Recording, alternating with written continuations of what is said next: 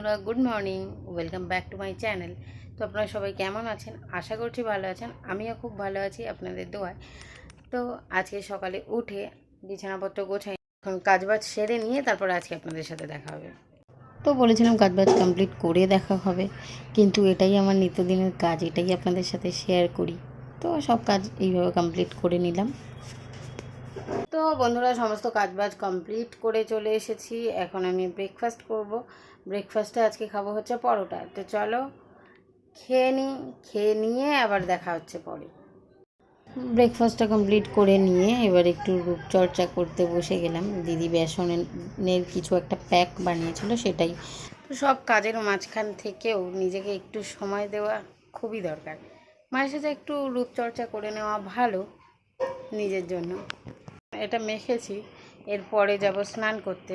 তো তারপরে স্নান টান সেরে এসে তারপরে দেখা। এর মধ্যে দিদি রান্না চড়িয়ে দিয়েছে। তো পটলটা একটু ভেজে নিয়েছে, নিয়ে আলুটাও লাল লাল করে ভেজে, এদিকে বড়িটাও লাল লাল করে ভেজেই নেবে। ও করছিল হচ্ছে পটল আলু বড়ি দিয়ে একটা তরকারি। আর তারপরে তেলের মধ্যে পেঁয়াজ, কাঁচা লঙ্কা আর তেজপাতা দিয়ে ভালো করে ভেজে নিয়ে একটু লাল লাল করে তারপর টমেটো দিয়ে মশলাপাতি দিয়ে জিরে, লঙ্কা, হলুদ এগুলো দিয়ে ভালো করে একটু কষিয়ে নিয়েছে। তারপর একটু তেল ছাড়ার জন্য রেখে দিয়েছে। তেলটা ছেড়ে যেতে ভাজা পটল আর আলুটা ওর মধ্যে দিয়ে নেড়ে চেড়ে একটু ঢাকা দিয়ে দিল। দেওয়ার পরে ঢাকনাটা খুলে একটু জল দিয়ে দিল। এবারে জলটা ফুটবে, ফোটার জন্য ওটাকে ঢাকনা দিয়ে রেখে দিয়ে তারপরে একটু ফুটে গেলে ওর মধ্যে এবার আমি এসে বড়িটা দিয়ে দিলাম। দিদি আমাকে বললো কড়াইতে বড়িটা দিয়ে দে। বড়িটা দেওয়ার পরে আমি আবার নেড়ে চেড়ে ওটাকে ঢাকনা দিয়েছি। তবে শুকনো শুকনো নামিয়ে নিয়েছি। স্নান করে এসে গেছি, আর এখন তোমাদেরকে কিছু জিনিস দেখাবো যেটা কালকে আমাকে বান্ধবী গিফট করেছিল। ও অনেক দিন থেকে রেখে দিয়েছিল, আমি যেহেতু যাইনি বলে তাই আর দিতে পারিনি। তো কালকে নিয়ে এসেছি, তো সেগুলোই দেখাচ্ছি কী কী দিয়েছে। সব বিছানার মধ্যে ঢেলে এইভাবে আমি সাজিয়ে নিয়েছি তোমাদেরকে দেখাবো বলে। তো পেন্ডেন্টটা বেশ সুন্দর লাগছিল, তাই ওইভাবে দেখাচ্ছিলাম। আর এই যে একটা কানের, তো এইভাবেই আমি দেখাচ্ছিলাম। তো আমার কানে তো একটা কানের পড়া আছে, তো এইভাবে ওপর থেকে আমাদেরকে দেখাচ্ছিলাম যে কোন কানেরটা আমাকে পরে ভালো লাগছে। তো ভালো করে দেখে নাও, তারপর কমেন্ট করে জানিও কোন কানেরটা আমার মুখে ভালো লাগছিল। সব কাটা কানেরই সুন্দর, আর বান্ধবীর দেওয়া গিফট সে তো অবশ্যই সুন্দরই সুন্দর, কারণ তার মধ্যে তো ভালোবাসা জড়িয়ে থাকে না। আর এই যে এই কানেরটা কিছুতেই আমি ঠিক করে সেটই করতে পারছি না কানেরটা, যে আমি কিভাবে দেখাবো। একবার এপারে ধরছি, একবার ওপারে ধরছি।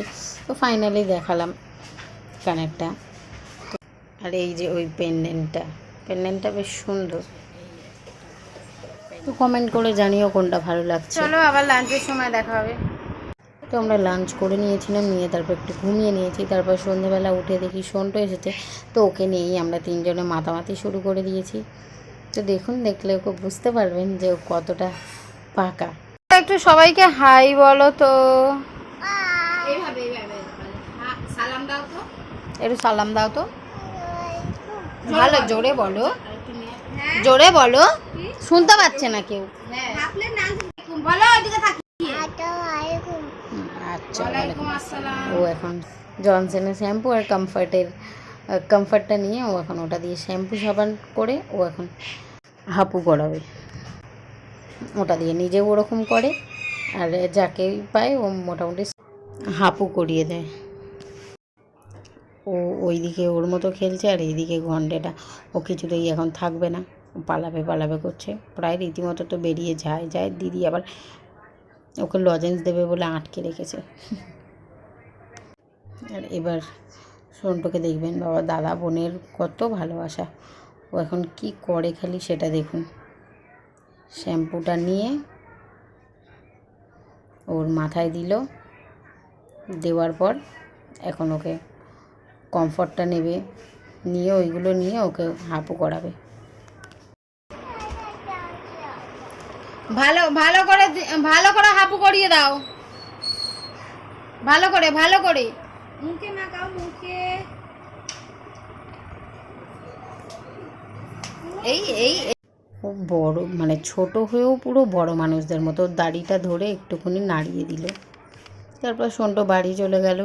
আমরা এবার সন্ধ্যের টিফিন করছিলাম। মেজদি চাউমিন আনিয়েছে, তো সেটাই আমি রেডি করছিলাম প্লেটে বেড়ে।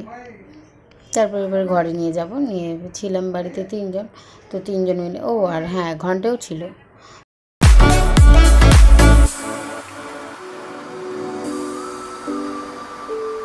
তো এই যে প্লেটে চাউমিনটা বেড়ে ফেললাম, আর সস যেগুলো দেয় ওগুলো আমরা প্রথমে কাটিনি, কারণ সবাই আমরা খেতে পছন্দ করি না। তারপর ঘরে নিয়ে গিয়ে তারপরে প্লেটে ঢেলে যে সস দিয়ে খেলো খেলো, না খেলো না খেলো।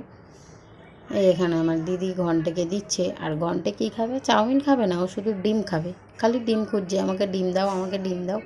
তো ওকে জোর করে করে চাউমিনটাও খাওয়ানো হচ্ছিলো, যে ঠিক আছে শুধু ডিম না, চাউমিনটাও খাও। তো বলে ও খাচ্ছিল। আর এখন এই যে আমার দিদি গালি নিয়ে ও আমার দিকে তাকিয়ে এবার হাত নাড়ছে, মানে চাউমিনটা ভালো, হ্যাঁ ভালোই ছিল চাউমিনটা খেতে। আমি এবার একটু মুখে দিয়ে দিলাম, তো টেস্টটা দেখলাম ভালোই।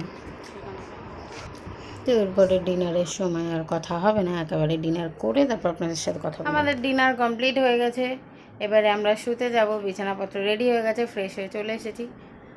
তো কালকে আসছি নতুন আরও একটা ভিডিওর সাথে। আজকের মতো টাটা, গুড নাইট, সবাই সুস্থ থাকবেন, ভালো থাকবেন, আল্লাহ হাফিজ।